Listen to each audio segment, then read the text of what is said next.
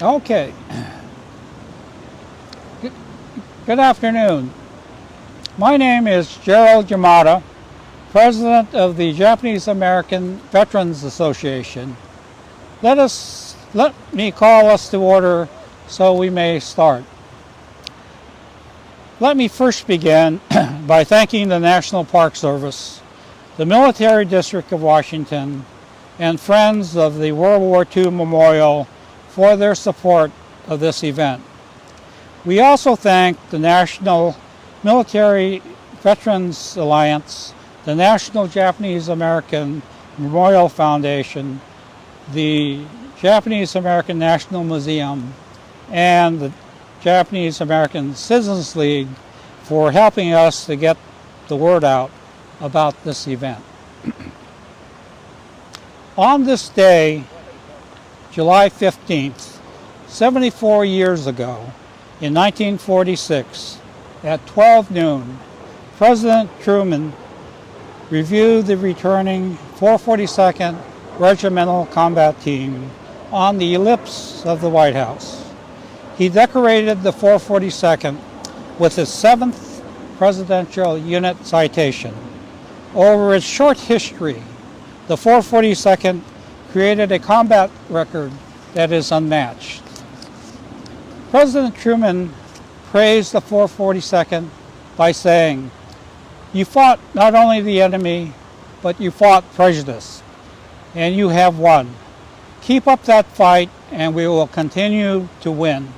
To make this great republic stands for just what the Constitution says it stands for, the welfare of all the people, all the time."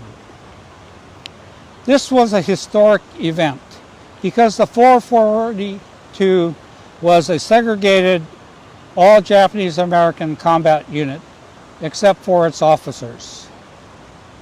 The 442nd was activated in 1943 while 120,000 persons of Japanese ancestry were imprisoned without any administrative due process in War Relocation Authority confinement camps.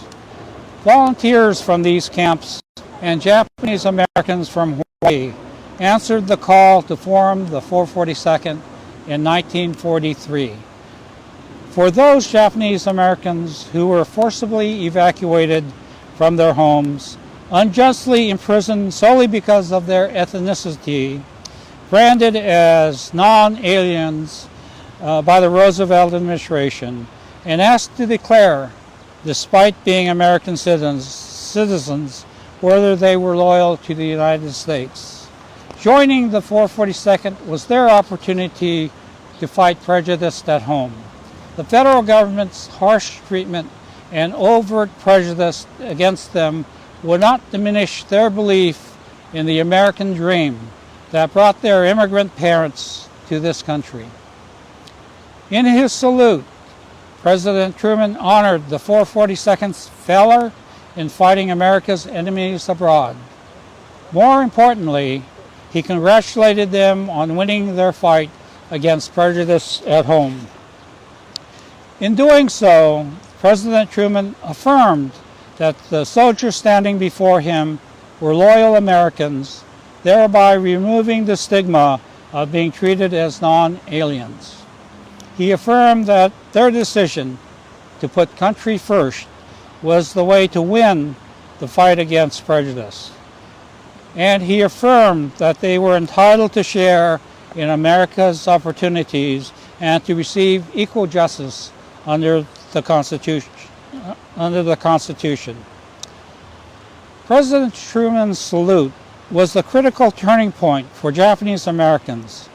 It marks the decisive point that Japanese Americans, by keeping their faith in America, started winning the war against prejudice. That is why we call today, July 15th, the day of Affirmation.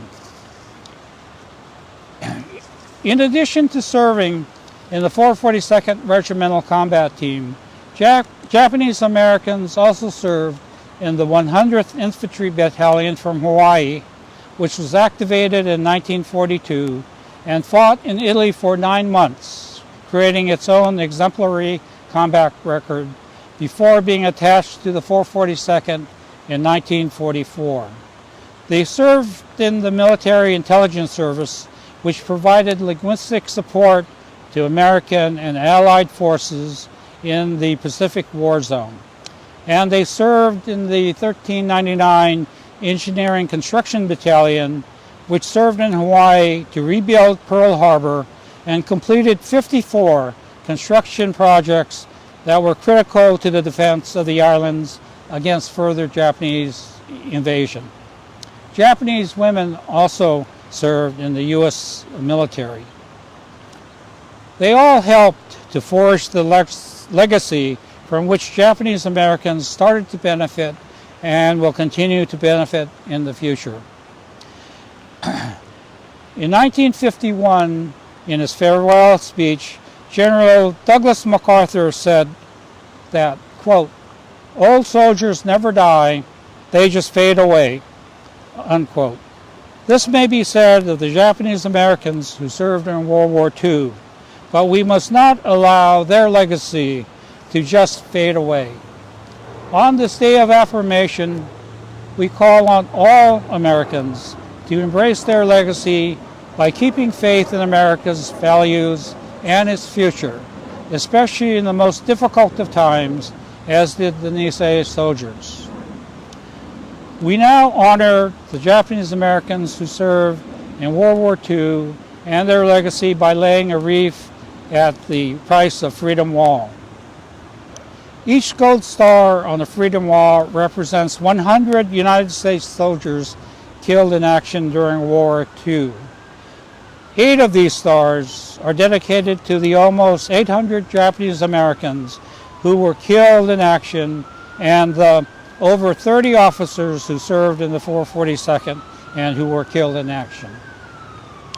Their names are inscribed on the granite panels of the National Japanese American Memorial to Patriotism in World War II, located in Washington, D.C., near the Capitol. Lieutenant Colonel Brett Igusa, U.S. Army Reserve, is serving as the military escort and will carry the wreath to the Freedom Wall. Joining him will be Catherine Louette, daughter of Major Orville Shuri, who served with the 442nd. The other wreath bearer is Turner Kobayashi, son of Ki Kobayashi, who served in the Military Intelligence Service. Okay.